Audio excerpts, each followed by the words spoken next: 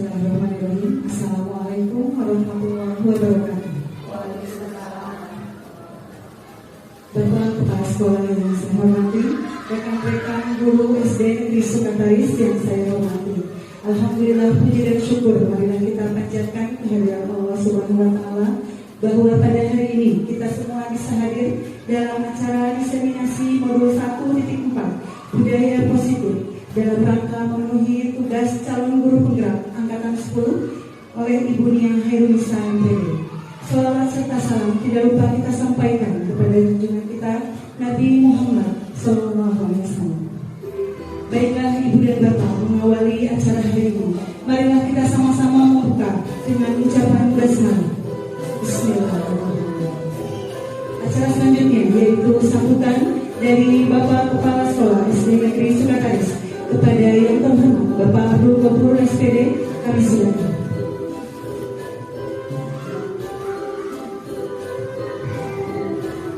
Assalamualaikum warahmatullahi wabarakatuh. Alhamdulillah kami wa bihi nasta'in ala umuri wassallallahu ala sayyidina Muhammad wa ala alihi wa sahbihi wasallam. Allahumma rabbi sholli sholli yassirni wa hlul 'uqdatam min lisani yafqahu qawli. Mulia Dewan Guru SD Sukataris, syukur alhamdulillah kehadiran Allah Subhanahu wa Ta'ala yang mana pada hari ini kita bisa berkumpul untuk memetik ilmu dari seorang CGP yaitu Ibu Nia Hairunisa MPD. Mudah-mudahan ilmu yang akan kita raih pada hari ini bermanfaat untuk kita semua, khususnya untuk dunia dan dunia untuk kita semua. Salawat serta salam marilah kita limpahkan kepada baginda Rasulullah Sallallahu Alaihi Wasallam, kepada para sahabat dan keluarga dan juga kepada kita semua yang selalu taat pada ajaran dunia. Pertama yang perlu kita perhatikan pada hari ini, kita lihat paparan dari CGP angkatan ke-10 yaitu tentang budaya positif ya, yang akan menyampaikan tentang modul selanjutnya ya, yang sudah dipelajari oleh dunia. Dan mudah-mudahan ilmu yang akan disampaikan oleh Ibu Nia kepada kita semuanya bermanfaat dan juga kita bisa melaksanakannya, karena menuntut ilmu itu tidak ada batasnya ya. Kecuali batasnya kalau kita sudah meninggal dunia ya, sudah meninggal dunia. Sedangkan umur manusia itu para ulama tetapi ya, juga memang tetapi tidak tatib ya. Jadi kadang-kadang yang meninggal yang masih bayi atau yang sudah tua atau yang dan sebagainya itu tidak tatib. Nah, mudah-mudahan ilmu yang akan disampaikan oleh ibunya pada hari ini, ibu dan bapak semuanya bisa meresapi, kemudian untuk mendapat inspirasi juga pada kita ya, mendapat inspirasi bahwa pembelajaran itu kita banyak melencengnya ya, pembelajaran yang sudah biasa dilakukan ya. Jadi kebiasaan yang buruk di kelasnya masing-masing, mari kita untuk berniat untuk berubah ya. Itu niatnya ya. Jadi kita harus punya niat untuk berubah ya. Jadi dari sekarang kita alhamdulillah dari rekan kita, dari saudara kita akan menambahkan sebuah ilmu tentang budaya positif. Kita dengarkan, kita perhatikan, mudah-mudahan lagi mendapatkan inspirasi bagi kita semua. Sekian, wabillahi taufiq wal hidayah. Wassalamualaikum warahmatullahi wabarakatuh. Terima kasih kepada Bapak Kepala Sekolah. Baik, berikutnya akan kita lanjutkan pada acara inti diseminasi modul 1.4 budaya positif. Kepada yang terhormat Ibu Nia Heronisa MPD, kami silakan. Terima kasih Ibu atas perjuangan saya. Ya, Bismillahirrahmanirrahim. Assalamualaikum warahmatullahi wabarakatuh. Apa kabar Bapak Ibu sekalian? Alhamdulillah. Terima kasih sudah memenuhi undangan kami untuk mengikuti inseminasi modul 1.4 dengan tema budaya positif. Saya Yana Nisa akan berbagi pada hari ini dengan Bapak Ibu sekalian tentang apa itu budaya positif dan apa saja konsep-konsep inti yang ada di dalam budaya positif. Jadi selama kurang lebih 60 menit ke depan, perkenankan saya berbicara di depan, berbagi bersama Bapak Ibu sekalian mengenai budaya positif. Bapak Ibu, mari kita lanjutkan kembali kegiatan kita. Jadi Bapak Ibu, hari ini kita akan berbagi mengenai budaya positif. Adapun konsep-konsep inti dari budaya positif ini adalah yang pertama, disiplin positif dan nilai-nilai kebajikan universal. Yang kedua, teori motivasi, hukuman dan penghargaan. Kemudian yang ketiga, keyakinan kelas. Yang keempat, kebutuhan dasar manusia. Yang kelima, restitusi dan posisi kontrol. Dan yang keenam adalah segitiga restitusi. Ya, budaya positif ini terlahir dari sebuah paradigma baru. Pembelajaran dengan paradigma baru memiliki beberapa ciri. Antaranya yang pertama adalah pembelajaran berorientasi pada penguatan kompetensi dan pengembangan karakter yang sesuai dengan dimensi profil pelajar Pancasila. Jadi ini startnya kita ya, kita harus melaksanakan budaya positif karena sekarang pembelajaran dilaksanakan dengan paradigma baru. Yang kedua, memberikan ruang yang cukup bagi prakarsa, kreativitas, kemandirian sesuai dengan bakat, minat dan perkembangan fisik serta psikologis peserta didik. Untuk mengembangkan situasi pembelajaran yang seperti ini, tentu saja kita perlu menciptakan suatu lingkungan atau suatu kondisi yang mendukung terselenggaranya pendidikan seperti yang diharapkan oleh pemerintah dalam hal ini. Bagaimana kita menciptakan suatu lingkungan yang positif? Nah, hari ini kita akan belajar bersama untuk menuju ke sana. Kita awali dengan sebuah miskonsepsi atau sebuah konsep yang sepertinya benar, tetapi ternyata ini adalah salah.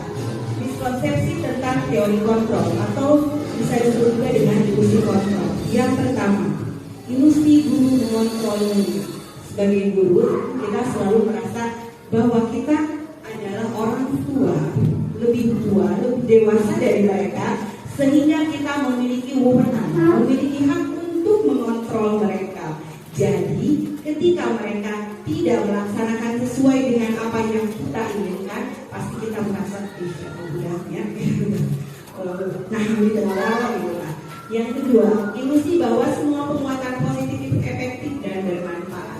Kita merasa ketika kita memberikan penguatan yang positif itu akan bermanfaat dan efektif. Apakah itu memang benar seperti itu? Nanti kita akan belajar bersama. Dan yang ketiga, ilusi bahwa kritik dan membuat orang merasa bersalah dapat menguatkan karakter. Dan ini sering sekali ya kita lakukan tanpa kita sadari. Ketika kita, kamu kenapa mau begini, kenapa mau begitu? Nah, kritik dan membuat orang merasa bersalah ini, selama ini kita yakini bahwa itu adalah hal yang bisa menguatkan karakter. Kemudian ilusi yang keempat, orang dewasa memiliki hak untuk memaksa. Nah, ini sering sekali ya kita lakukan, baik sebagai guru ataupun sebagai orang tua di rumah. Bagaimana kita ketika melihat kondisi yang tidak sesuai dengan apa yang kita inginkan, maka mulailah kita memaksa anak kita, memaksa siswa kita untuk berbuat sesuai dengan apa yang kita inginkan. Itu adalah termasuk miskonsepsi atau konsep yang salah. Nah, dari konsep yang tadi kita akan berubah, bergeser paradigma kita. Kalau yang tadi itu kan menggunakan teori stimulus kontrol, sedangkan sekarang kita akan bergeser kontrol tersebut menjadi respon teori kontrol. Jadi di sini kita akan melihat siapa sesungguhnya yang memiliki kontrol. Jadi ketika anak berperilaku, apakah dia nantinya akan menurut atau sebaliknya, siapa sebetulnya yang memiliki kontrol atas anak tersebut? Apakah kita yang memaksa ataukah karena dia sendiri memiliki keinginan untuk berubah?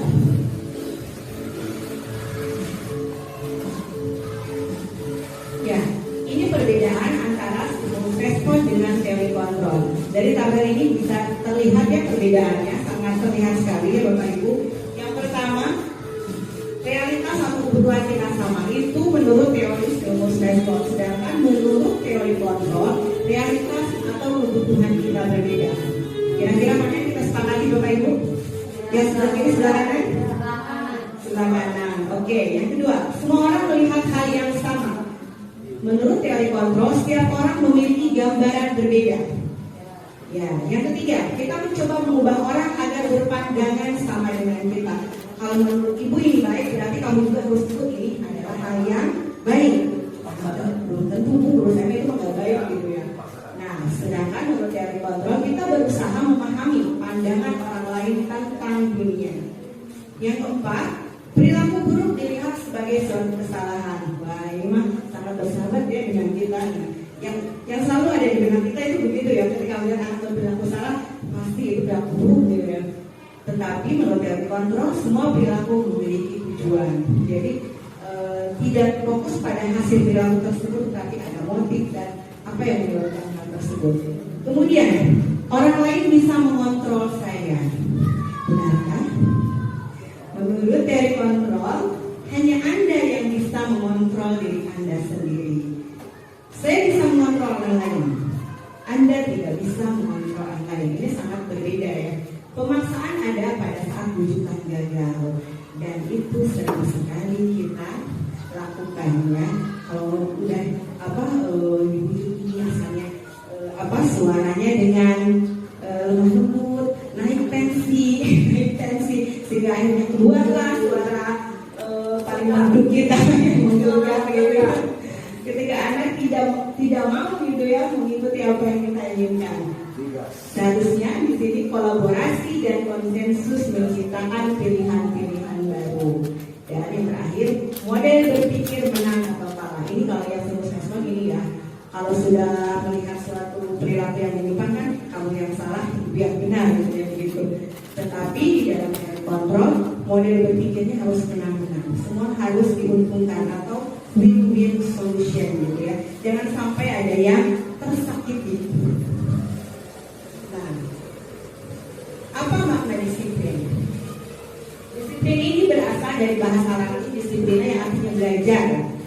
Kata disiplin juga berasal dari akar kata yang sama dengan, saya nggak tahu ya cara bacanya apa tentang bahasa kita ya. Apakah disiplin gitu ya atau disiplin? Artinya murid atau pengikut. Jadi seorang murid atau pengikut itu harus paham betul alasan mereka mengikuti suatu aliran atau ajaran tertentu, sehingga yang terbangun adalah motivasi intrinsik bukan intrinsik. Jadi saya non ikut-ikutan gitu ya, tapi mereka tahu ini benar maka saya ikuti. Oh ini salah maka saya tidak mau ikut ke sana. Disiplin ini mempelajari bagaimana cara kita mengontrol diri dan bagaimana menguasai diri untuk memilih tindakan yang mengacu pada nilai-nilai yang kita hargai agar tercapai tujuan mulia yang diinginkan. Nah, kita sekarang bertemu dengan disiplin positif. Kalau ada yang positif berarti ada yang apa Pak? Iya. Kenapa ini harus disebut disiplin positif? Karena mengandung hal-hal, ya betul sekali. Ya, karena disiplin ini biasanya melekat dengan sesuatu yang tidak nyaman, tidak enak ya. Hukuman, sanksi, itu kan yang kita ingat kalau kita ingat dengan kata disiplin. Karena itu kita perlu paradigma, adalah istilah disiplin positif. Apa itu disiplin positif? Kemampuan memerintah diri sendiri dalam mengontrol dan menguasai diri untuk memilih tindakan yang mengacu pada nilai-nilai yang kita hargai dengan penuh tanggung jawab tanpa terperintah orang lain. Ini yang harus kita munculkan atau ini yang harus kita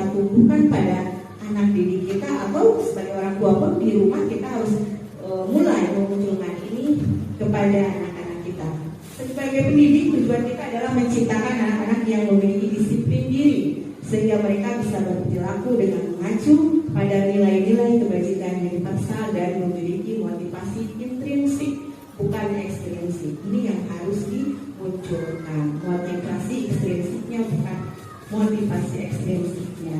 Kira-kira bagaimana nih? Nanti kita akan bertemu bagaimana supaya sampai ke sana. Ya, karena tadi disebutkan bahwa disiplin positif ini erat kaitannya dengan nilai-nilai kebajikan universal. Apa itu nilai kebajikan universal? Ini adalah nilai yang disepakati bersama terlepas dari suku, agama, ras, bahasa maupun agama. Ya, jadi ketika orang Islam menyatakan ini sebuah kebaikan, maka agama lain pun menyatakan bahwa ini adalah sebuah nilai kebaikan. Nilai-nilai ini merupakan fondasi kita berperilaku. Nilai-nilai kebajikan adalah sifat positif manusia yang merupakan tujuan mulia yang ingin dicapai setiap individu. Kayak gimana aja contoh misalnya? Nah, di sini ada beberapa contoh nilai kebajikan yang diyakini dan disepakati bersama dari beberapa institusi pendidikan. Yang ini pasti semua sudah kenal ya, karena ini bagian dari kurikulum merdeka. Profil belajar Pancasila ada 6 dimensi. Ini mengandung nilai kebajikan: beriman, mandiri, benar kritis, berkebinekaan global, bergotong royong, dan kreatif. Selain itu juga nilai-nilai kebajikan yang diteruskan oleh IDO Millennials Program ada toleransi, rasa hormat, integritas, mandiri, menghargai, antusias, empati, keingin-tahuan, kreativitas, kerjasama, percaya diri, dan komitmen.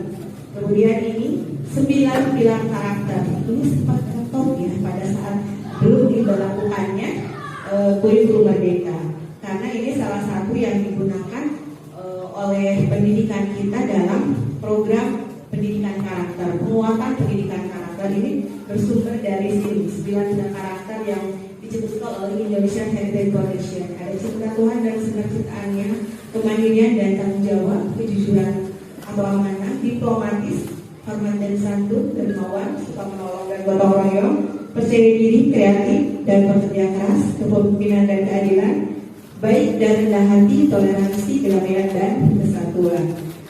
Semua nilai-nilai ini merupakan nilai-nilai kebajikan yang ini dipercayai atau ini diyakini oleh semua tanpa melihat suku, agama, ras, latar belakang, bahasa, dan budaya.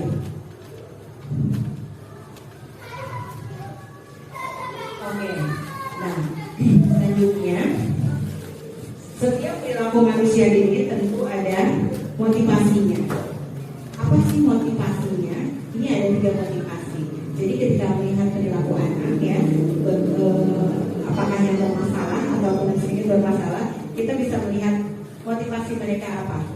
Yang pertama, menghindari ketidaknyamanan atau hukuman. Ada anak yang saya tuh nurut karena nggak mau dihukum sama guru gitu. Daripada saya nggak nurut nanti dihukum, dibilangin untuk mama repot, mendingan saya nurut aja. Nah ini motivasi yang pertama, dan ini merupakan motivasi ekstrinsik, bukan motivasi yang timbul dari dirinya sendiri.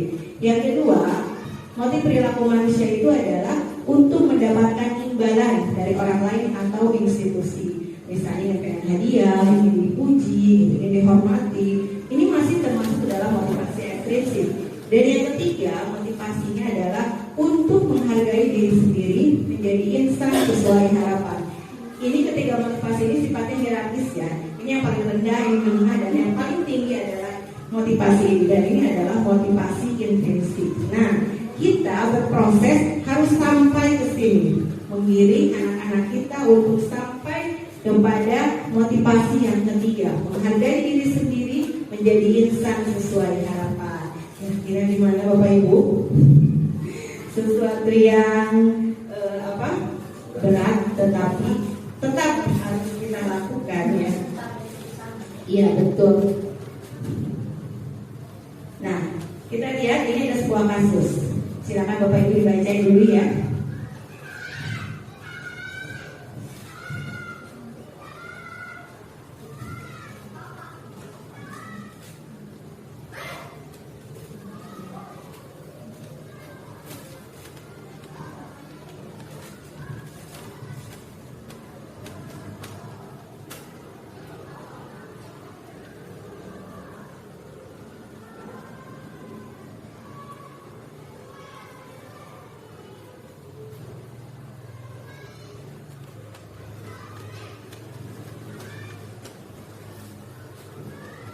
Oke, sudah selesai. Ya, jadi ini kasus cerita seorang anak ya, dia nggak ngerti gitu pelajaran teh, tapi gurunya tidak mencoba memahami anak tersebut gitu ya, malah anak tersebut disuruh ke depan meskipun tidak bisa mengerjakan tugas tersebut. Nah sekarang mari kita diskusikan Bapak Ibu, apakah Anda setuju dengan tindakan Pak Seno terhadap kita? Kalau setuju mengapa? Kalau tidak setuju mengapa? Nanti boleh perwakilan untuk menjawab. Dan pertanyaan kedua, menurut Anda tindakan Pak Seno terhadap kita adalah sebuah hukuman atau konsekuensi dan alasannya apa? Silakan yang mau menjawab pertanyaan nomor 1.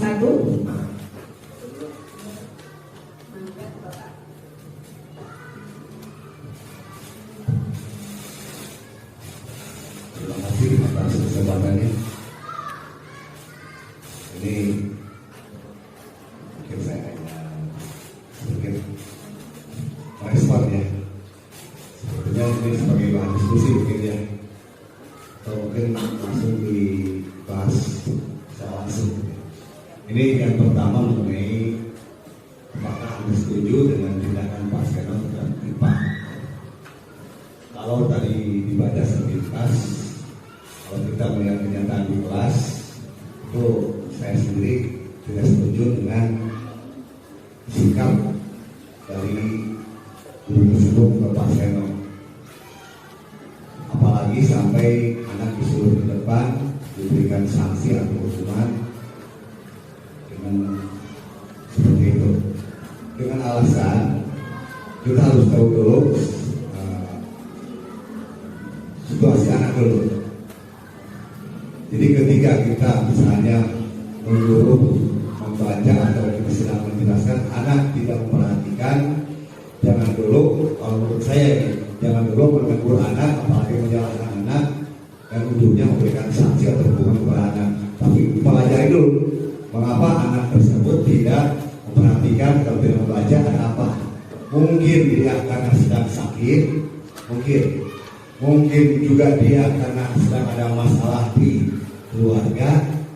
Itu beberapa hal yang perlu juga dipertimbangkan. Nah, itu mungkin untuk yang jawab singkatnya seperti itu. Jadi saya, kalau menurut saya kurang setuju dengan hal itu. Nah, kalau yang kedua, tindakan Pak Seno terhadap IPA adalah sebuah hukuman atau konsekuensi. Kalau menurut saya ini bisa masuk ke hukuman. Oh, gitu pilih. Kalau menurut saya ini tindakan Pak Seno adalah hukuman anak karena tidak memperhatikan pembelajaran itu, sehingga dia harus suruh ke depan dengan memegang hidup. Itu membuat dia diri sendiri merasa takut, malu, dan juga apalagi dicemoohkan dan ujung-ujungnya dikucilkan oleh teman-temannya. Menurut saya itu adalah merupakan hukuman. Tapi mungkin juga masuk ke konsekuensi Pak Seno memberikan sanksi terhadap itu karena Pak Seno mungkin ingin semua siswanya memperhatikan, mengikuti pembelajaran sesuai dengan keinginan Pak Seno. Itu, terima kasih. Terima kasih Pak Edi untuk penjawabannya. Ya, kalau ada yang ingin bertanya lagi, silakan. Bismillahirrahmanirrahim. Terima kasih Ibu Nia memberikan kesempatan pada saya untuk menanggapi kasus Bapak Seno terhadap tindakan terhadap muridnya. Saya akan menjawab nomor 1. Apakah Anda setuju dengan tindakan Pak Seno terhadap IPA? Jelas saya tidak setuju. Alasannya, pertama, tindakan Pak Seno itu akan menjatuhkan mental anak, dan itu akan terekam, akan terngiang sepanjang dia hidup. Satu itu. Jadi dengan menjatuhkan mental anak, otomatis anak itu percaya dirinya itu langsung down. Nah itu justru kalau down mental itu lebih susah dibina lagi gitu.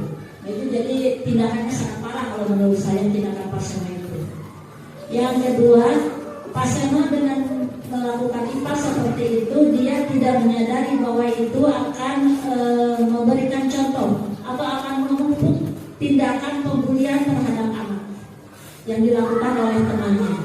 Itu menurut pendapat saya. Jadi saya sangat tidak setuju dengan tindakan Pak Seno tersebut. Kalau untuk nomor 2, saya sependapat dengan rekan saya Pak Edi bahwa itu adalah hukuman dan itu tidak dibenarkan dalam dunia pendidikan. Itu pendapat saya. Terima kasih.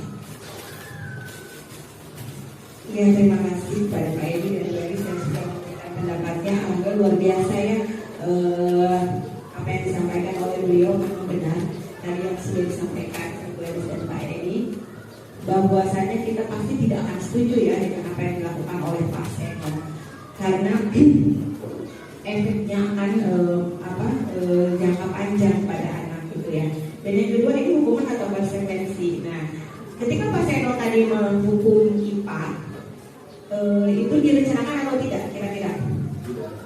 Tidak, serta-merta ya, spontan gitu ya, karena kesal dan anak tidak itu ya nggak memperhatikan dengan benar, langsung saya terbesit suruh ke depan sambil pegang video. Nah, mari kita lihat materi berikutnya. Nah, ini kita akan melihat bahwa ada yang namanya hukuman, konsekuensi, dan restitusi. Jadi kita bisa melihat apa yang dilakukan oleh Pak Seno ini masuknya kemana. Nah, kalau hukuman itu bersifat tidak terencana atau tiba-tiba, ujung-ujung gue. Jadi reaksi pertama biasanya ya, baik kita kalau misalnya luas gitu ya, ketika anak berperilaku tidak sesuai, lalu langsung gitu ya, tidak terpikirkan apa itu langsung aja, gitu, kamu ini. Nah, satu arah, jadi tidak ada pembicaraan terlebih dahulu antara si pelaku dengan guru, itu nggak ada, pokoknya langsung kan kayak tadi ketika ini tidak menghasilkan kamu ngapain gitu ya, tidak ada komunikasi, kamu begini. Terus hukumannya berupa hukuman fisik atau psikis. Tadi kan berdiri di depan dengan memegang hidup, itu adalah hukuman fisik.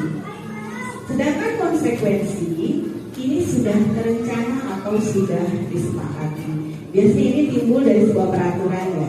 Ketika peraturan sudah ditetapkan, ada konsekuensi yang harus ditanggung dari peraturan tersebut. Sudah dibahas dan disetujui oleh murid dan guru. Jadi peraturan ini atau konsekuensi ini sudah diketahui. Murid tahu kalau kamu sekolah di sini ini aturannya, ini konsekuensinya jika melanggar. Nah, ini adalah konsekuensi. Sedangkan yang ketiga adalah restitusi. Restitusi itu adalah proses menciptakan kondisi bagi murid untuk memperbaiki kesalahan sehingga mereka bisa kembali pada kelompok mereka dengan karakter yang lebih kuat. Jadi di sini hukuman, konsekuensi, restitusi. Kita nanti akan memilih mana yang akan kita terapkan untuk peserta didik kita di kelas. Kira-kira yang mana Bapak Ibu? Tentu saja yang berbeda ya. Ya. Masih perlu nggak ada hukuman? Tergantung. Masih perlu ada hukuman di kelas kita, di sekolah kita? Ya, betul. Kalau hukuman udah harus di blacklist ya, udah nggak boleh. Harus kita bergeser kepada konsekuensi dan restitusi, dan itu yang akan kita lakukan di sekolah kita.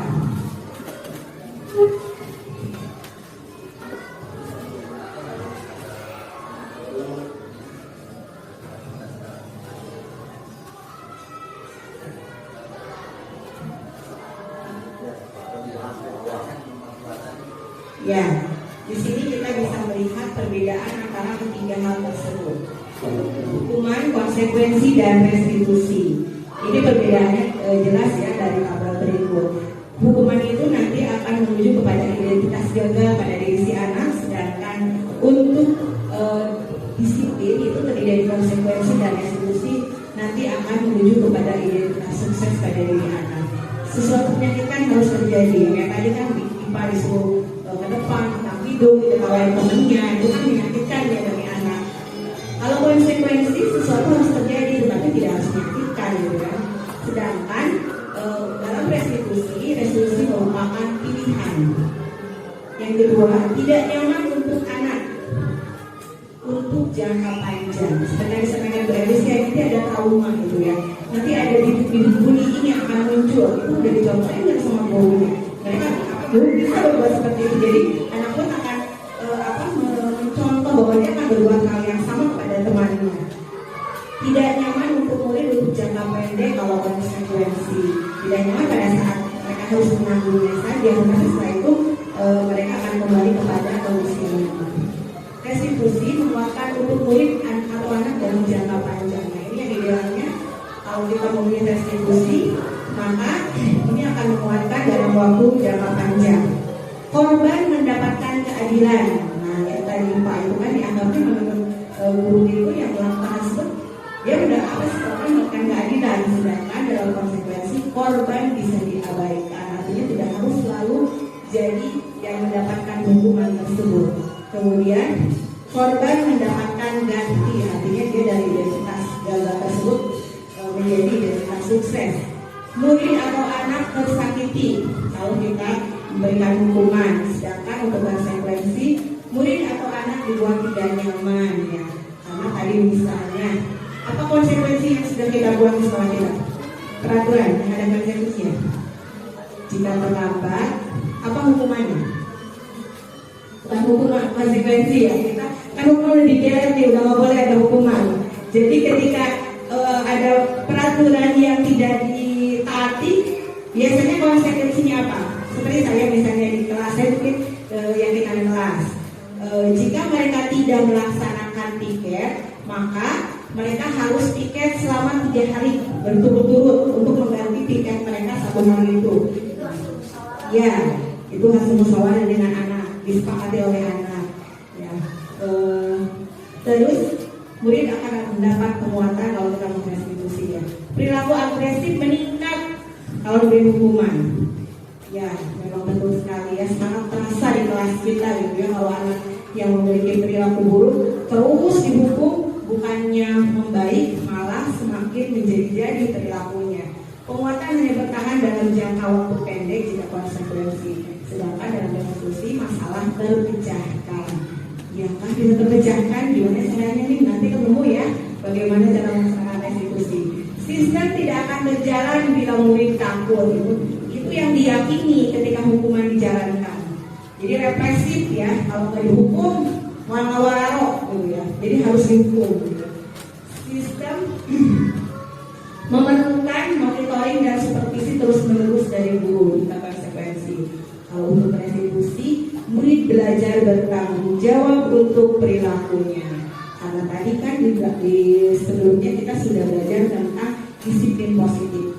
Yang muncul dalam disiplin positif itu kan motivasi intrinsik, sehingga motivasi perilaku mereka itu yang ketiga tadi, bukan karena hukuman, bukan karena imbalan, tetapi karena menghargai diri sendiri. Berlaku hanya pada sebuah institusi, tidak berlanjut pada kehidupan nyata.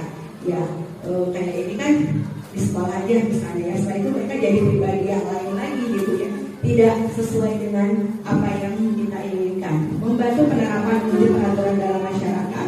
Kalau konsekuensi seperti itu, sedangkan restitusi fokus pada pemecahan masalah dalam jangka waktu panjang. Nah ini yang hukuman. Peraturannya adalah kamu harus ini.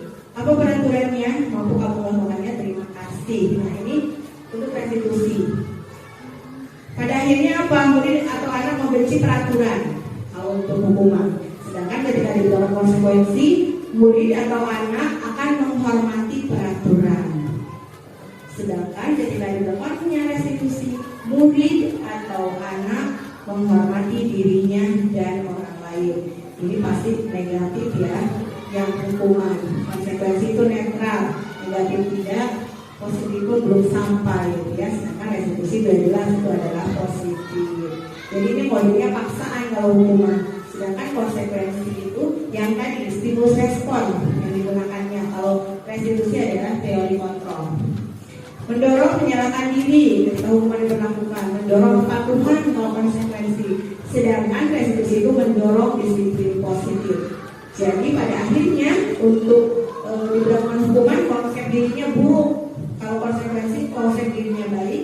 Tetapi restitusi konsep dirinya menjadi kuat.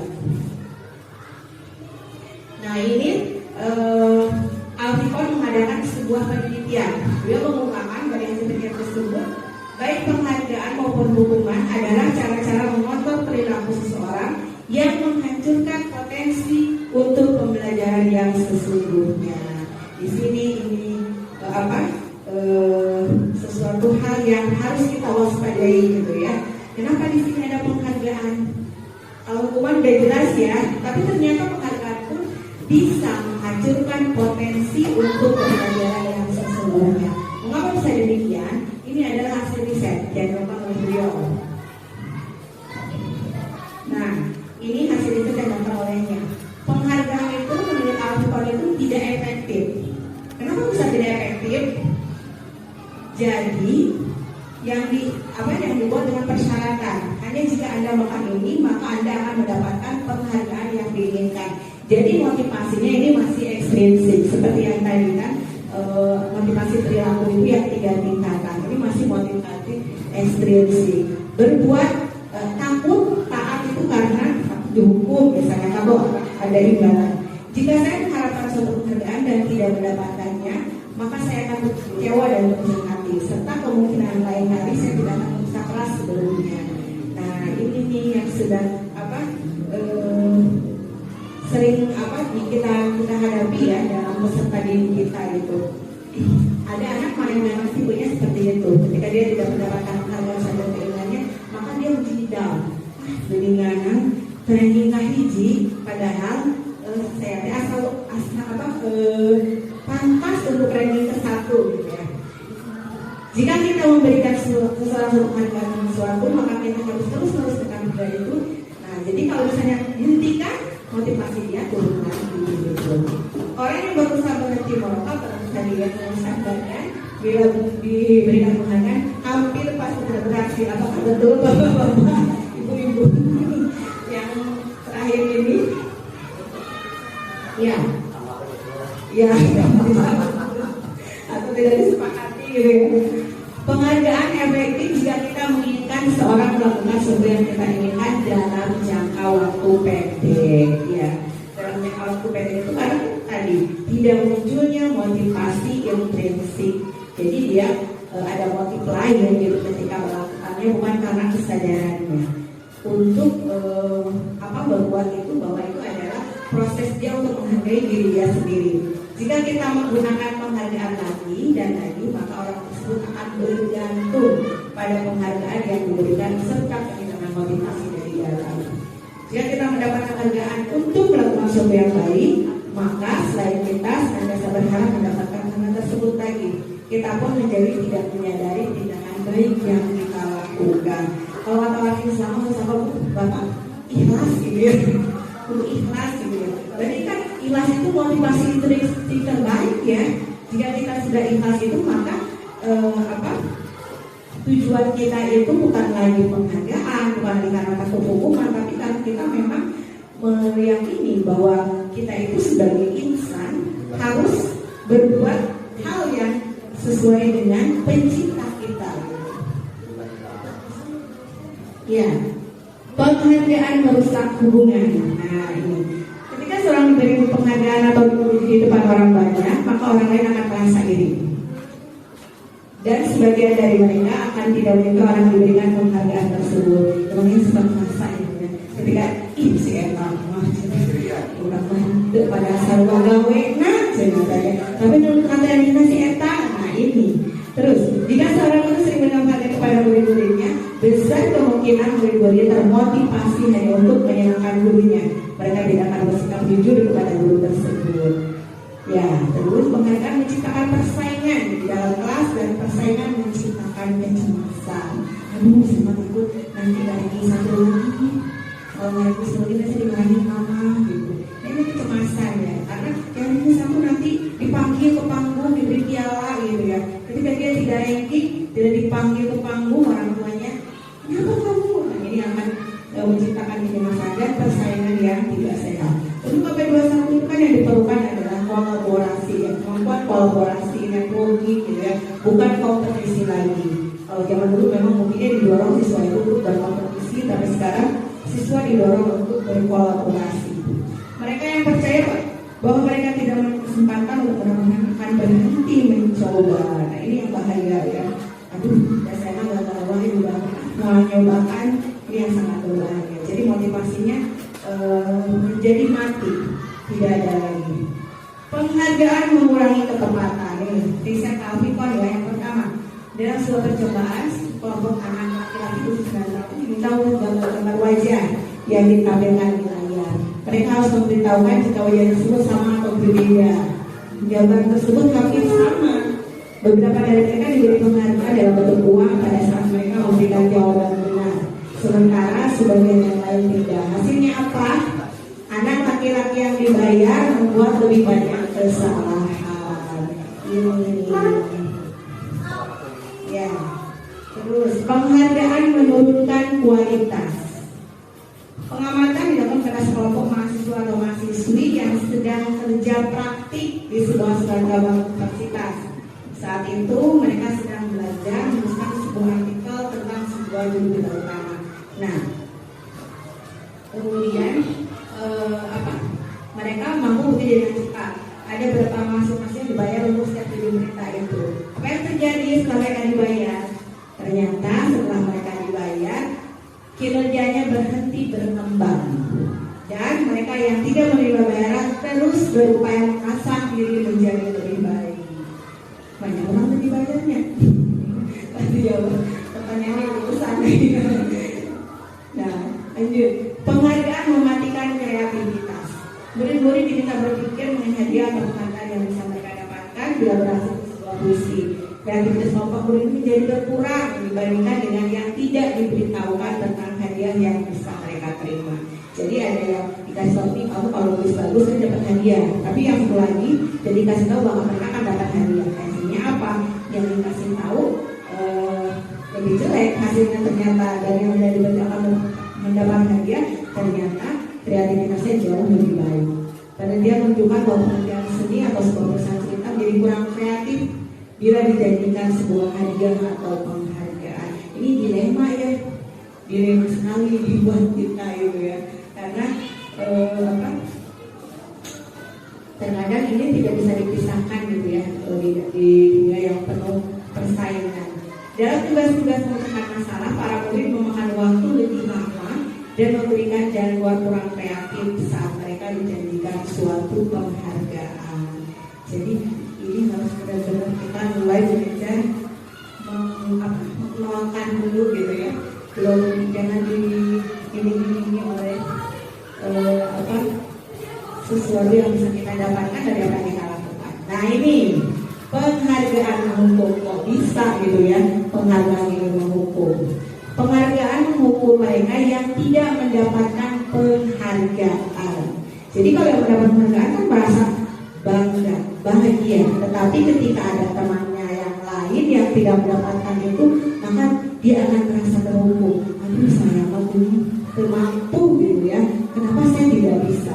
Misalnya dalam sistem ranking, mereka yang mendapatkan ranking kedua akan merasa paling dihukum. Alhamdulillah ya, pendidikan kita saat ini sudah tidak melakukan lagi peringkat atau ranking. Karena ini yang yang dilihatnya seperti ini, bahwa ini tidak mendorong anak untuk berprestasi secara alami gitu ya, tetapi ini mendorong prestasi yang mengharapkan imbalan. Memberikan penghargaan dan hukuman adalah hal yang sama karena keduanya mencoba mengendalikan perilaku seseorang. Ya, di situ poinnya mungkin ya, hukuman atau penghargaan itu sama aja gitu kan. Intinya kita ingin mengendalikan dia. Kalau kita berikan dia akan makin melesat gitu ya. Kalau dia dikasih hukuman, kayaknya dia nanti takut untuk berperilaku negatif lagi. Karena orang pada dasarnya tidak suka dikendalikan. Betul Bapak Ibu? Betul sekali ya. Karena kita tidak suka dikendalikan. Tetapi kan sebagai manusia gitu ya, makhluk merdeka. Nah, setelah kita pun tahu bahwa manusia tidak bisa terlepas dari aturan di dalam kehidupan ini. Aturan itulah yang memanusiakan kita gitu. Meskipun kita tidak semua dikendalikan, tapi tetap kita harus membangun motivasi prinsip dalam diri kita sehingga kita sadar akan aturan itu dan mau melaksanakannya. Dalam jangka waktu lama, penghargaan akan terlihat sebagai hukuman. Jika suatu penghargaan diharapkan, namun Anda tidak mendapatkannya, yaitu Anda akan merasa sangat kecewa sekali. Nah, dari yang tadi itu haruslah kita sampai ke sini. Motivasi dalam diri atau motivasi intrinsik. Saat seorang anak belajar pertama kali menggabungkan huruf dan kata serta menyadari bahwa ia dapat membaca, timbul pijar di matanya, bahagia dan senyuman di wajahnya, gembira bahwa ia telah menguasai suatu keterampilan. Mungkin Bu ini merasakan gitu ya, ketika kelas 1 yang rasanya babi, Bu jadi bola gitu, langsung dari kata beberapa kata jadi kalimat itu sampai lancar membaca. Nah, kesadaran akan kemampuannya bahwa dia sudah dapat membaca sehingga sudah merupakan sebuah penghargaan. Jadi itu ketika dia merasa bahagia, merasa bangga dengan apa yang dia dapat, sebetulnya itu sudah sebuah penghargaan. Jadi tidak perlu lagi diberi penghargaan dengan memberikan hadiah oleh kita gitu ya. Jika kita mendapatkan seorang anak pada saat dia sedang merasa bangga, maka kita akan mengambil kegembiraan dia. Jadi jangan dirusak kegembiraan anak tersebut ya dengan hadiah-hadiah itu. Ya, kita kan selama ini sudah melekat tentang punishment and reward gitu ya. Itu sangat melekat di dalam diri saya terutama ya. Jadi kalau baik kasih reward, kalau jelek kasih punishment gitu ya. Hukuman kalau jelek, kalau baik pasti dikasih hadiah. Itu sangat melekat sekali di dalam diri kita. Dan ini ternyata sekarang harus mulai kita ubah peluangnya, tidak lagi menuju ke sana, tetapi kita mengiring anak untuk tumbuh motivasi dalam dirinya, motivasi intrinsiknya, sehingga mereka berperilaku itu karena mereka sadar untuk menghargai diri mereka sendiri, karena mereka sadar bahwa mereka adalah makhluk atau ciptaan Allah yang terbaik. Jadi mereka harus bisa menjadi seorang pemimpin bagi dirinya sendiri juga bagi orang lain. Oke Bapak Ibu, nah bagaimana upaya untuk kita menerapkan disiplin positif? Salah satu upayanya adalah dengan membuat sebuah keyakinan kelas. Jadi disiplin positif tadi itu gimana sih bisa diterapkan di kelas kita? Kita akan menerapkan tersebut, salah satunya adalah dengan membuat keyakinan. Apa itu keyakinan kelas? Keyakinan kelas ini didasari oleh nilai-nilai kebajikan universal yang tadi, yang bisa dari profil pelajar Pancasila gitu, yang sudah sangat kita kenal. Keyakinan kelas adalah nilai kebajikan yang sepakat secara tersirat dan tersurat, lepas dari latar belakang suku, negara, bangsa, dan agama. Keyakinan ini diharapkan dapat memotivasi seseorang secara internal. Keyakinan kelas ini akan menjadi panduan dalam berperilaku murid agar tetap menjaga budi pekerti. Jadi mulailah sekarang kita start dulu ya. Bagaimana ini budaya positif bisa dilaksanakan? Nah, mulai dari disiplin positif dengan menerapkan keyakinan kelas. Ini ciri-ciri dari keyakinan kelas. Keyakinan kelas itu bersifat lebih abstrak daripada peraturan yang lebih rinci dan konkret. Jadi ini normatif gitu ya. Misalnya saling menghargai.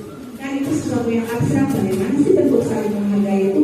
Bisa dengan saling menghargai kepada guru, menghargai teman gitu ya. Tidak menghina, tidak membuli, itu adalah saling menghargai. Kalau peraturan kan lebih rinci. Masuk jam 7.30, pulang sekolah 12.30. Dilarang memakai perhiasan berlebihan. Itu kan peraturan yang lebih rinci. Tapi kalau di dalam keyakinan kelas sifatnya lebih abstrak, tetap berpijak pada nilai-nilai kebajikan universal. Keyakinan kelas berupa pernyataan universal.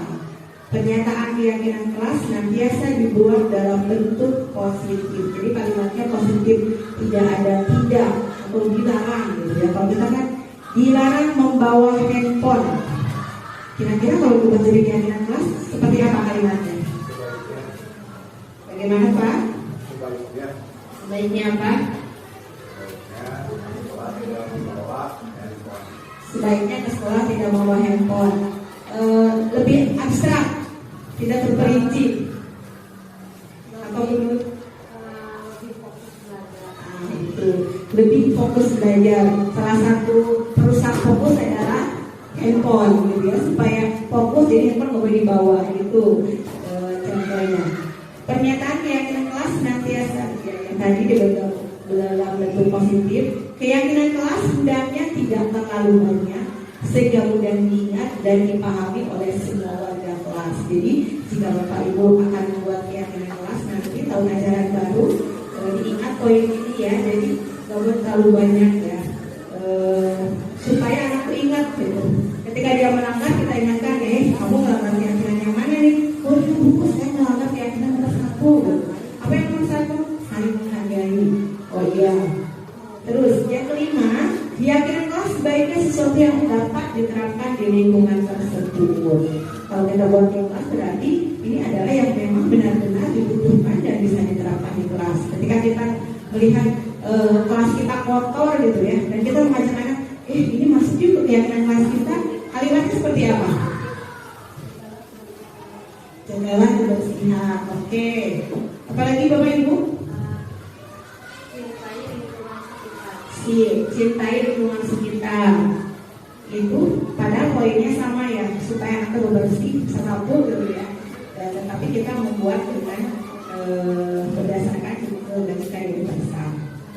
Semua model kelas hendaknya ikut berkontribusi dalam pembuatan keyakinan kelas lewat kegiatan curah pendapat. Jadi ini didiskusikan terlebih dahulu, tidak boleh langsung ketok palu. Ini keyakinan kelas 6B misalnya, kamu mau harus ikut.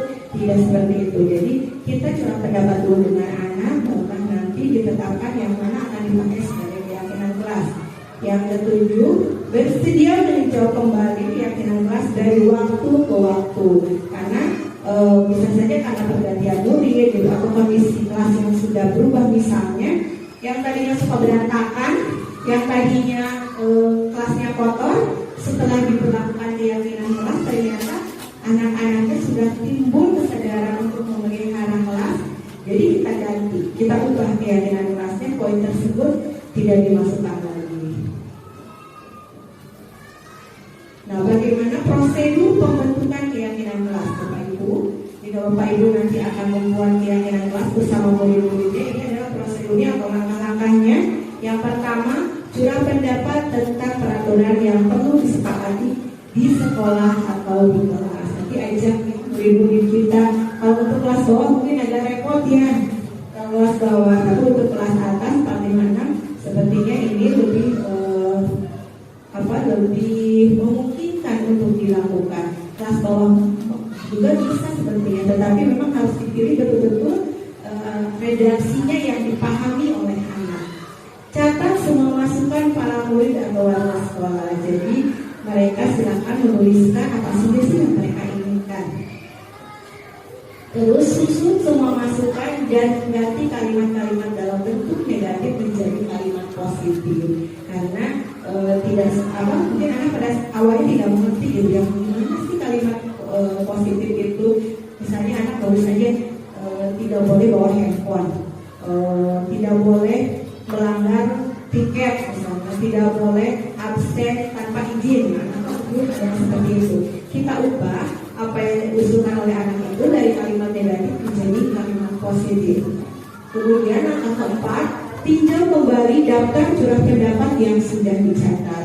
Kalau sudah dicatat, kita lihat lagi ini. Kira-kira ini sudah sesuai dengan kondisi di kelas kita. Apakah ini sudah bisa diterapkan bagi seluruh siswa? Selanjutnya, persetujuan dengan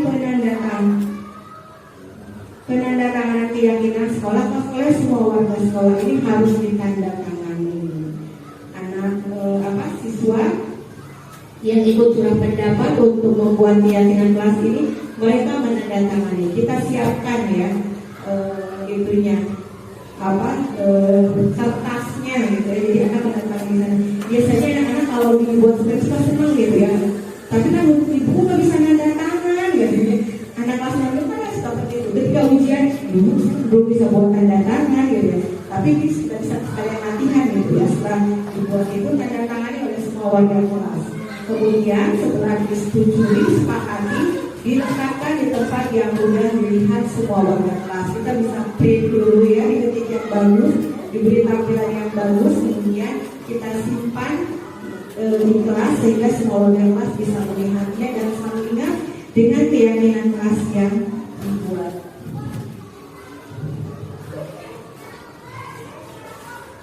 Ya, kita berlanjut dengan konsep tentang kebutuhan dasar manusia. Kenapa jadi kesini loncatnya? Apakah ada pertanyaan yang mengenai Bapak Ibu dari keyakinan kelas tiba-tiba kesini gitu ya? Ya, kenapa ini? Karena setelah kita membuat keyakinan kelas itu kan pasti nanti ada yang melanggarnya gitu ya. Dan ketika ada yang melanggar keyakinan kelas tersebut, kita kan harus mencari solusinya, mencari akar permasalahannya. Salah satunya adalah dengan mengetahui kebutuhan dasar manusia. Kebutuhan dasar manusia ada 5. Yang pertama bertahan hidup, kemudian penguasaan, kasih sayang dan rasa diterima, kesenangan dan kebebasan. Bentuknya seperti apa Bapak Ibu? Mari kita lihat. Kebutuhan hidup atau survival itu bersifat fisiologis, seperti kebutuhan makan, kesehatan, keamanan, gitu ya. Kemudian kasih sayang dan rasa diterima atau kebutuhan untuk diterima. Kalau yang tadi bersifat fisiologis atau fisiknya terlihat oleh kita, tetapi yang ini sifatnya psikologis, itu tidak nampak kalau secara fisiknya.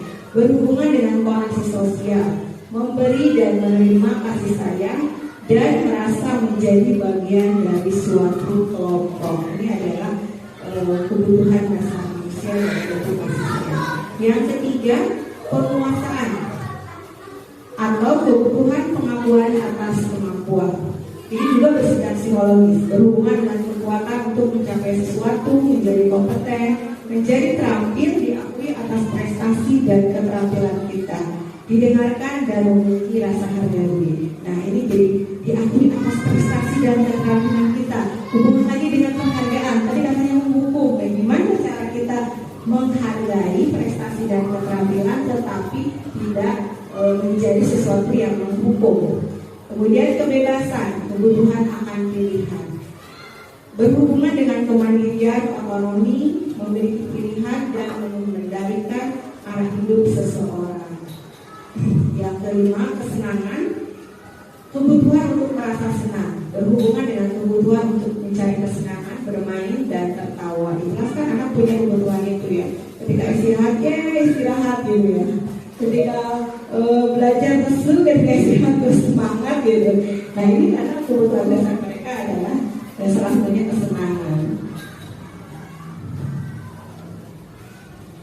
Nah ini kemarin yang tadi, ini pasti dibagi ke sini. Nah jadi ibu bapak, disiplin positif ini kan tadi sudah berdasarkan pengalaman dan pengalaman dan ketika melaksanakannya salah satunya adalah dengan membuat keyakinan kelas. Dan ketika keyakinan kelas dibuat pasti kan tidak selalu berjalan dengan sesuai aturan ya, sesuai rencana. Pasti ada permasalahan dan permasalahan tersebut harus kita selesaikan. Cara untuk menyelesaikan itu kan kita bisa milih. Kalau hukuman sudah jelas didilat ya, yang kita bisa pilih tinggal konsekuensi dan restitusi. Nah, apa itu restitusi? Tadi sudah dibahas sepintas ya. Restitusi itu adalah proses menciptakan kondisi bagi murid untuk memperbaiki kesalahan mereka sehingga mereka bisa kembali pada kelompok mereka dengan karakter yang lebih kuat, bukan karakter yang terbunuh ini gitu ya. Restitusi adalah proses kolaboratif yang mengajarkan murid untuk mencari solusi, untuk mencari solusi masalahnya, membantu murid berpikir tentang orang seperti apa yang mereka inginkan dan bagaimana mereka harus memperlakukan orang lain. Restitusi membantu murid menjadi lebih memiliki tujuan, disiplin positif, dan memulihkan dirinya setelah berbuat salah. Penekanannya bukanlah pada bagaimana mereka berperilaku untuk menyenangkan orang lain atau menghindari ketidaknyamanan, namun tujuannya adalah menjadi orang yang menghargai nilai-nilai kebajikan yang mereka percayai. Jadi nanti kita akan melihat bagaimana caranya kita bisa melakukan revolusi di kelas.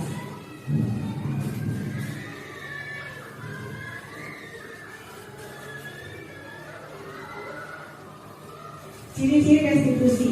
Yang pertama, bukan untuk menebus kesalahan, namun untuk belajar dari kesalahan. Kalau yang menebus kesalahan itu urusannya sama hukuman dan konsekuensi ya.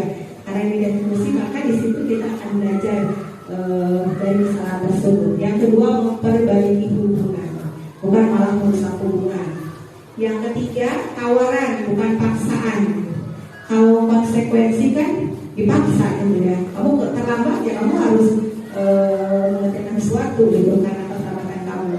Kemudian restitusi menuntut untuk melihat ke dalam diri. Jadi anak disuruh refleksi gitu ya. Kenapa kamu begini?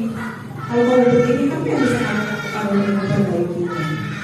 Restitusi mencari Tuhan dasar yang mendasari tindakan. Makanya tadi kan kita sudah belajar bersama tentang kebutuhan dasar manusia yang 5 itu. Jadi ketika anak berperilaku tidak sesuai itu, apa sih kebutuhan dasarnya yang tidak terpenuhi? Ketika di kelas kita ngajar, kadang-kadang kan suka ngobrol gitu ya, kayak gitu. Reaksi pertama kita apa ketika menghadapi anak seperti itu? Biasanya itu belum langsung ya, kayak kalau kita lebih semangat langsung dengan suara ya seperti itu. Nah ini ya betul sekali Pak. Reaksi pertama masih begitu ya Pak ya, ketika anak yang tidak memperhatikan kita pada saat belajar. Nah di dalam restitusi, ketika menghadapi hal tersebut kita harus mencari tahu kebutuhan dasar yang mendasari tindakan mereka. Apakah kesenangannya tidak terpenuhi, apakah kebebasannya tidak terpenuhi, ataukah kebutuhan dasar lainnya. Kemudian restitusi sendiri adalah cara yang paling baik untuk memperbaiki diri. Fokus pada karakter, bukan tindakan. Jadi tidak hanya dilihat salahnya saja gitu ya, tapi kita juga melihat motif dia berbuat salah itu apa. Fokus pada solusi, tidak serta-merta menghukum, tetapi kita melihat apa yang mendasari dia, kebutuhan dasar dalam motif, lalu berangkatlah kita kepada solusi yang win-win solution. Yang harus tawarkan itu kan yang tadi, harus menang-menang, bukan menang kalah. Mengembalikan murid yang berbuat salah pada kelompoknya. Jadi ketika dia bergaul lagi dengan temannya, tidak ada rasa minder, tidak ada rasa rendah diri, ya, tidak ada rasa takut gitu ya. Nah ini untuk melaksanakan restitusi tadi, kita harus mengenal terlebih dahulu 5 posisi kontrol guru. Ada 5 nih Bapak Ibu. Yang pertama penghukum, sudah mulai mencari identitas. Yang kedua pembuat merasa bersalah. Yang ketiga teman, tempat pemantau, dan yang kelima posisi manajer. Masing-masing posisi ini ada karakternya, ada ciri-cirinya. Seperti apakah ciri-ciri dari posisi kontrol guru ini? Mari kita simak bersama.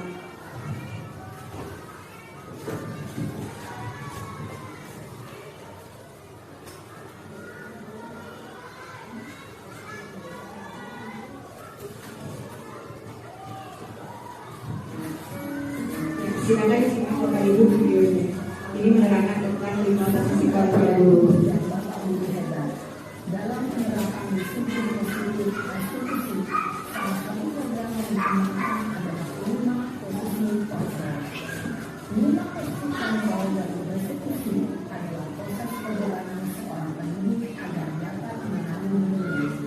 Pada video kali ini, kita akan membahas tentang 5 posisi kontrol berdasarkan penilaian dosen dan contoh penerapannya.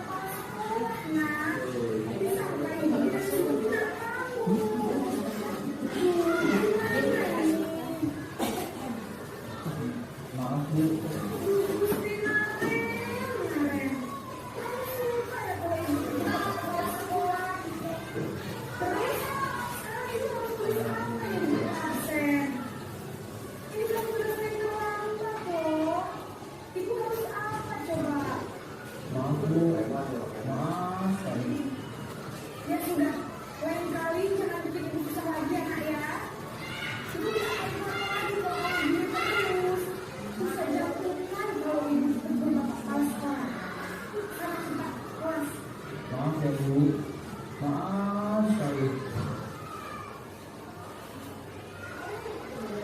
Posisi pembuat rasa bersalah berbicara dengan nada tenang, cenderung lembut, namun kata-kata yang diutarakan membuat murid bisa menjadi orang yang gagal, memandang dirinya sendiri, merasa tidak berharga, dan tidak sanggup membahagiakan orang lain. Ketika dia mengambil posisi pembuat rasa bersalah, murid akan menganggap dirinya yang bersalah dan tidak akan menyimpan emosi negatif tersebut di dalam dirinya.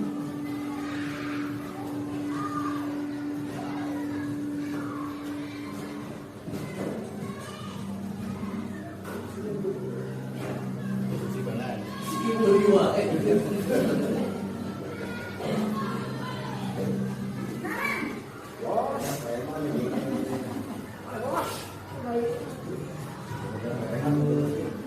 Wah, sudah jam berapa ini, Nak? Selamat pagi ya, sayang. Iya Bu. Bos, bos. Bu, saya udah bangunkan saya Bu. Kamu malah menyalahkan ibu kamu. Kamu bukan yang paling kencang. Kok terlambat sih? Iya Bu, saya memang terlambat bangun tadi.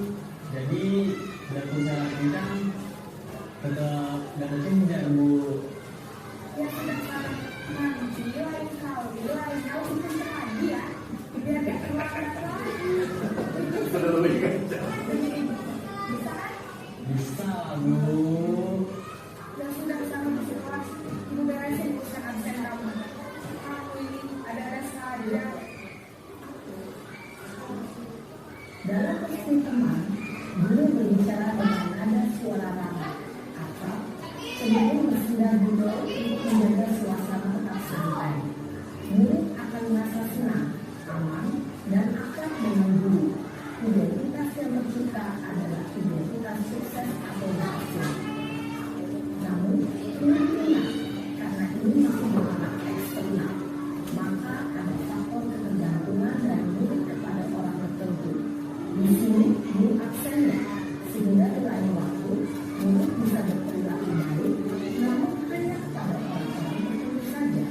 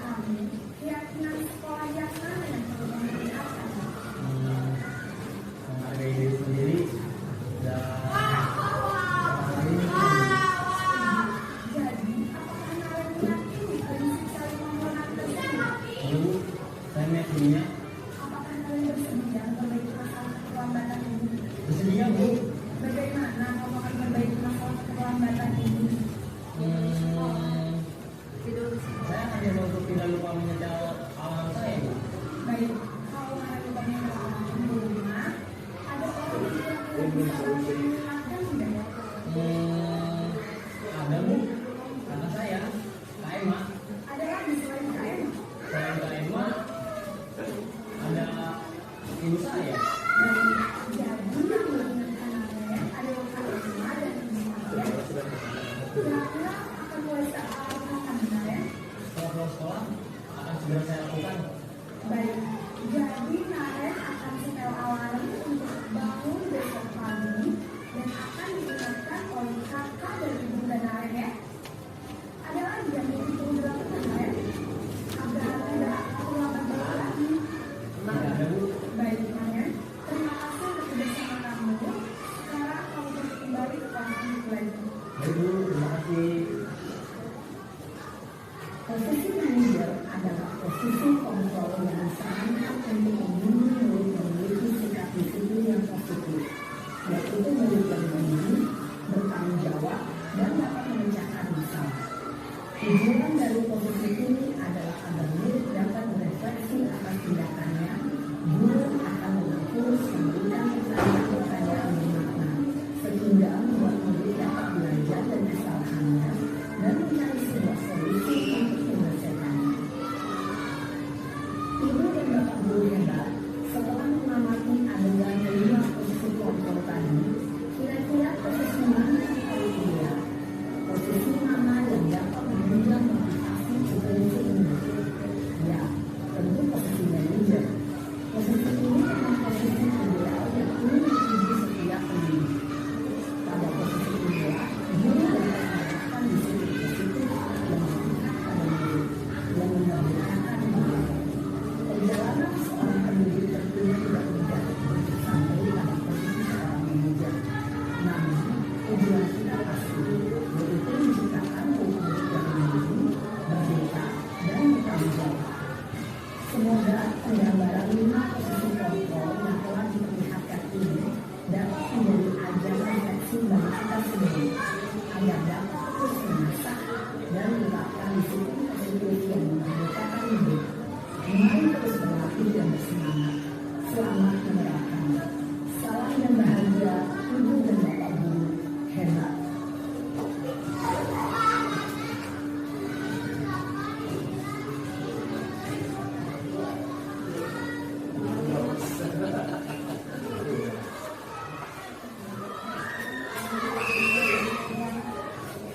Ya, sudah kita simak bersama ya Bapak Ibu guru semua tentang 5 posisi kontrol guru dan sudah dijelaskan di akhir video bahwa kita harus memilih posisi yang terakhir yaitu sebagai manajer. Nah, untuk melakukan posisi manajer tersebut kita bisa melaksanakan yang namanya segitiga restitusi. Kalau tadi restitusi aja, tapi sekarang ditambah jadi segitiga restitusi. Di dalam segitiga restitusi ini ada 3 tahapan. Yang pertama, menstabilkan identitas.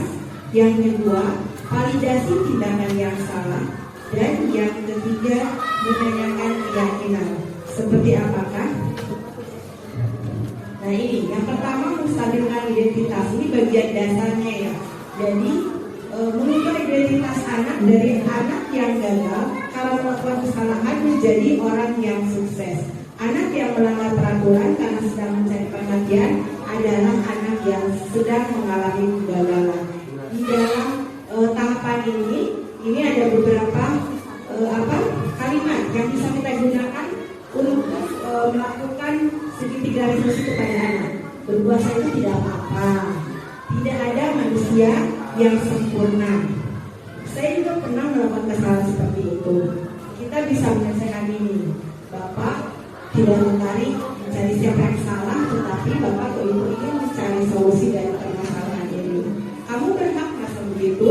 Apakah kamu sedang menjadi teman yang baik buat dirimu sendiri? Nah ini adalah pernyataan dan pertanyaan yang bisa kita sampaikan kepada siswa ketika melakukan segitiga restitusi pada tahap pertama, yaitu menstabilkan identitas. Kemudian lanjut ke tahap kedua, yaitu validasi tindakan yang salah. Tindakan itu harus divalidasi gitu ya. Dia harus sadar kalau tindakannya itu salah, tetapi bagaimana cara dia untuk memperbaiki kesalahannya. Bukan berarti membenarkan, tetapi memvalidasi, membuat dia sadar, membuat dia menyadari kesalahannya. Setiap tindakan yang kita lakukan dengan satu tujuan, yaitu kebutuhan dasar. Kalau kita memahami kebutuhan dasar apa yang mendasar sebuah tindakan, kita akan bisa menemukan cara paling efektif. Tadi kayak sinaren kesiangan katanya. Kira-kira kebutuhan dasarnya apa yang tidak terpenuhi dalam kasus sinaren? Kesenangankah, rasa kasih sayang, bertahan hidup, atau yang lainnya? Perhatian katanya. Ya, dari bangunin ya. Jadi kesiangan itu kebutuhan dasarnya. Menurut teori kontrol, semua tindakan manusia baik atau buruk pasti memiliki maksud atau tujuan tertentu. Seorang guru yang memahami teori kontrol pasti akan mengubah pandangannya dari stimulus respon yang tadi, cara berpikir proaktif yang mengenali tujuan dari setiap tindakan. Nah ini pertanyaan atau pernyataan yang bisa kita sampaikan kepada anak di dalam tahap kedua dari studi restitusi ini. Kita validasi tindakan, kita bisa bertanya. Padahal kamu bisa bertanya yang lebih buruk dari ini ya, tapi dia mau melakukan yang lebih baik. Kamu pasti punya alasan mengapa melakukan hal ini. Kayak tadi kan Minaren ditanya, kenapa kamu sampai kesiangan? Kamu patut bangga pada dirimu sendiri karena kamu telah melindungi sebuah penting buatmu. Kamu boleh mempertahankan sikap itu, tapi kamu harus menambahkan sikap yang baru. Tahap ketiga, menanyakan keyakinan. Teori kontrol menyatakan bahwa kita pada dasarnya termotivasi secara internal ketika identitas sukses telah tercapai dari langkah 1 dan tingkah laku yang salah telah divalidasi pada langkah yang kedua, maka anak akan siap untuk dihubungkan dengan nilai-nilai yang dia percayai dan berpindah menjadi orang yang diinginkannya. Nah, pada tahapan ini ada beberapa pernyataan atau pertanyaan yang bisa kita utarakan kepada anak. Apa yang kita percaya sebagai kelas atau keluarga? Apa nilai umum yang telah disepakati? Tadi kan sebenarnya beritanya gitu sama gurunya. Kira-kira yang kelas apa yang sudah dilanggar? Dan ternyata mereka menyadari bahwa dia melanggar keyakinan tersebut. Nah ini adalah contoh bagaimana cara mempraktekkan segitiga restitusi berdasarkan tahapan-tahapan yang tadi. Yang pertama menstabilkan keadaan, kemudian validasi tindakan, dan yang terakhir adalah meyakinkan keyakinan.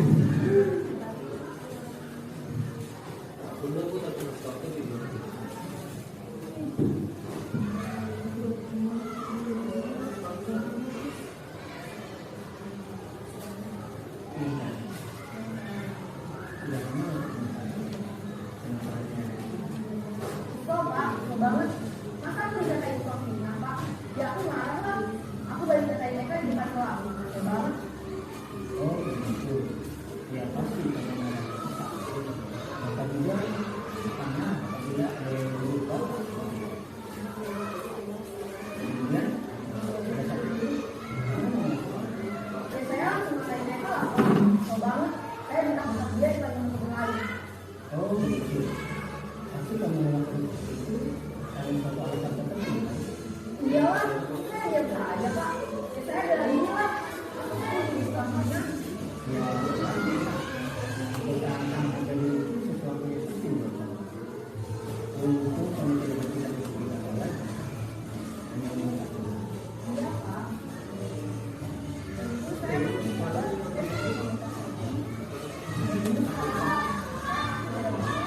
ya pasti kamu memilih kepercayaan dan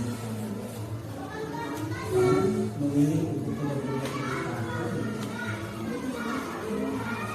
nah sekarang coba kita lihat lagi kamu sudah melakukan tindakan kamu itu sudah sesuai dengan keyakinan atau untuk kamu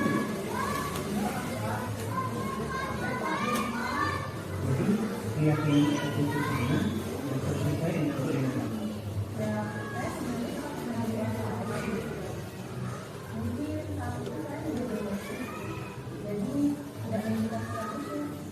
Kamu meyakini tidak? menghargai orang lain itu penting buat kami. Yakin lah Pak. Iya, kita harus saling menghargai. Namun ada juga keyakinannya. Tapi itu kita jangankan. Apabila kita tidak marah, Ya, saya bisa berlaku dengan ini. Saya bisa berlaku sabar. kira-kira kamu sudah sedia memperbaiki masalah ini. Dia Pak.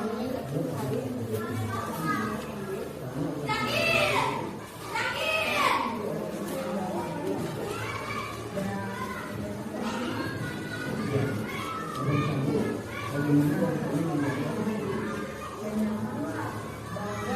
memperbaiki? Baiklah kalau begitu. Jadi saya ingin belajar bagaimana memperbaiki masalah ini.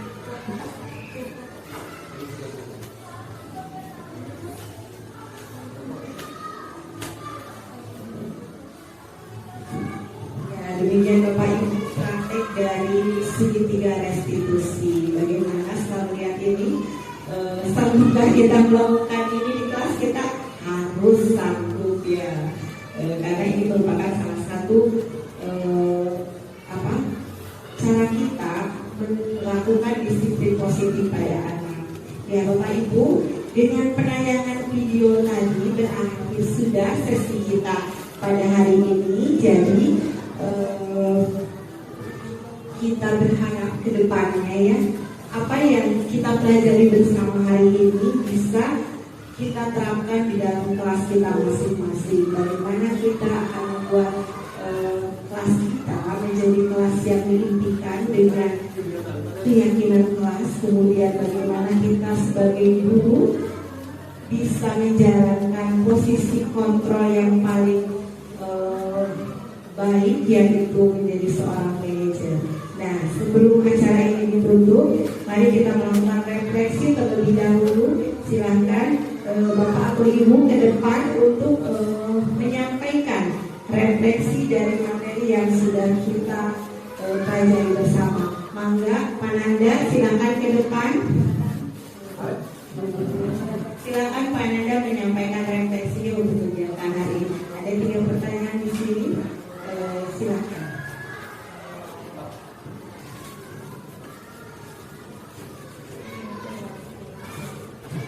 Sebelumnya saya berharap saudara saya yang berbang, Pak Iwan. Terima kasih untuk kita hari ini. Terima kasih banyak atas pemaparan materi dan pemaparan tentang banyak hal yang berguna buat kami semua sebagai pendidik. Di antaranya pertama, refleksi bagaimana Basarnas setelah mengkaji materi ini. Yang kedua, pengalaman seperti apakah yang pernah mengalami terkait penerapan konsep-konsep inti budaya positif baik di lingkungan kelas maupun sekolah Anda. Apa cara dilakukan ke depan? Oke. Yang pertama, perasaan saya pribadi dalam kegiatan ini setelah belajar materi yang telah dipaparkan, banyak hal yang mungkin menjadi paradigma yang baru, yang disarankan dan mulai menjadi kekuatan baru bagi saya untuk memilah dan memilih cara menanggapi dan menangani anak-anak di masa kini ya. Dan saya sangat berbahagia karena kalau saya sebagai generasi yang mungkin generasi dari tahun 2000 sampai tahun 2013 itu mungkin masih menggunakan metode-metode lama Bu ya dalam pengajaran guru tersebut dan menjadi terserah tersendiri gitu ya kepada saya ketika saya menjadi seorang guru. Kata pungkur guru saya pun seperti itu gitu kan. Kayak misalkan dalam metode-metode penghargaan. Yang benar Bu ya, ketika seorang diberi penghargaan tapi ada dampak yang lain terhadap anak-anak yang tidak mendapat penghargaan. Yang pertama mungkin saja yang terjadi adalah dan aku mah gak seperti mereka gitu kan. Yang kedua mah ranking kaki kita gara-gara dibibelin. Mereka mah rankingnya gara-gara fasilitas di rumahnya lengkap gitu. Sedangkan yang terjadi di luar sana pun banyak. Kalau misalnya masalah fasilitas banyak kok yang berhasil tanpa ada fasilitas yang menunjang dengan fasilitas seadanya. Nah saya pun tersadar, oh iya mungkin memang seperti itu gitu. Terus pengalaman seperti apakah yang pernah saya alami terkait pendapat konsep-konsep di budaya musik baik yang di lingkup kelas maupun sekolah? Oh banyak sekali. Alhamdulillah. Termasuk ini menjadi apa ya? Menjadi refleksi kepada diri saya karena saya pun sebagai kritik masih newbie, masih wah saya tidak banget kan ya. Kalau saya tuh lebih kadang punya anggapan gini, jadi beban jadi selalu berpikir kalau saya tidak takut dan tanpa positifnya anak tuh menjadi patuh, tapi ada ketakutan. Kalau jadi seperti teman, saya baru sampai 3 bulan sebagai teman, gitu. Kalau sebagai teman, oke anak bisa berkomunikasi dengan baik, gitu. Tapi bu, jadi anak tuh terlalu bapak gitu, dia bergantung pada akhirnya. Tapi akhir-akhir ini saya pun mulai menyadari pakai dengan metode yang kelima tersebut, dengan manajerial. Seperti contohnya kayak anak-anak sedang ngobrol, terutama tidak saya pakai metode pertama sampai nomor 3, saya pakai nomor 5, yaitu dengan langsung ditanya aja, coba jelaskan ulang, gitu. Anak-anak si anak tersebut langsung, nah, jadi tidak paham kan, itu akibatnya dari kita tidak memperhatikan. Coba kita perhatikan langsung, ulang di paparan kembali, biar konsekuensi tersebut bisa dijalankan dengan baik. Dan anak pun langsung fokus gitu, tidak luas nih. Tapi meskipun seperti itu masih ada sih kayak yang pertama, kedua, ketiga, keempat. Seperti itu. Terus apa rencana tindak lanjut Anda ke depan? Rencana tindak lanjut saya ke depan yang pertama berbenah diri dulu ya Bapak Bu ya, agar menjadi contoh yang baik bagi anak-anak. Yang keduanya kayaknya menerapkan prinsip yang kelima itu manajerial akan lebih baik. Tapi mungkin permasalahannya masih ada begini. Pertama gini, karena anak-anak sudah tertanamkan bahwasannya di sekolah itu ada persaingan. Saya pun ada kekhawatiran ketika kita menggantinya dengan dengan berpikir secara pribadi gitu, motivasi diri sendiri gitu, takutnya agak baik gitu kan, biarin malah juga jadi ada penurunan daya saing. Jadi saya pengen tahu tuh intinya bagaimana caranya mempertahankan daya saing tanpa adanya ribut seperti itu. Akhirnya semuanya terima kasih. Assalamualaikum warahmatullahi wabarakatuh. Oke, terima kasih tepuk tangan untuk Pak Nanda yang sudah memberikan referensinya. Terima kasih ya untuk Anda yang tadi disampaikan bahwa kita semua punya pengalaman buruk gitu. Berarti kita semua berproses menuju hal yang lebih baik. Kita menyadari daripada refleksi kesalahan-kesalahan kita di masa lalu. Ketika kita bertemu dengan pemahaman baru, maka kita tercerahkan dan bertekad untuk berubah, untuk memberikan pelayanan yang lebih baik kepada putra-putri kita. Ya, jadi semoga apa yang disampaikan pada hari ini bisa bermanfaat, bisa kita laksanakan ke depannya. Saya berterima kasih sebanyak-banyaknya kepada Bapak Guru sekalian yang sudah mau menghadiri kegiatan pada hari ini. Mohon maaf apabila ada perkataan yang tidak berkenan, mohon maaf sekali. Apabila saya tidak bisa memberikan materi dengan baik, ya, kurang jelas atau kurang bisa dipahami, kita bisa belajar di lain waktu dan di lain kesempatan. Terima kasih. Billahi bismillah. Wassalamualaikum warahmatullahi wabarakatuh.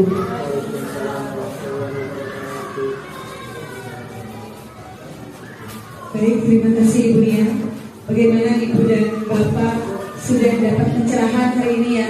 Semoga kita bisa menerapkan apa yang kita peroleh hari ini. Baik, acara sudah selesai untuk acara diseminasi modul 1.4 tentang budaya positif. Semoga hari ini adalah hari di mana kita bisa mengambil pelajaran untuk bisa kita terapkan dalam proses pembelajaran kita. Terima kasih atas perhatiannya. Mohon maaf atas segala kekurangannya. Assalamualaikum warahmatullahi wabarakatuh.